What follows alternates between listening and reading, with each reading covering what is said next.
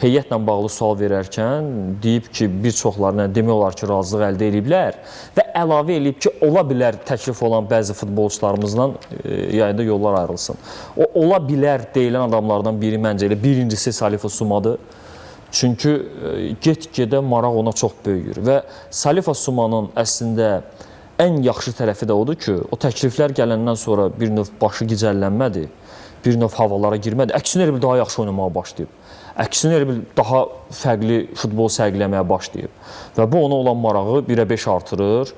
Yəni, bəzi skautların diqqət mərkəzindədir, bəzi klublar onu artıq yaxından izləməyə başlayıblar. Belə də turdan tura, oyundan oyuna artırırsa, yayda mənə elə gəlir ki, ona samballı bir təklif olacaq. İndi Zirəni də başa düşmək olar.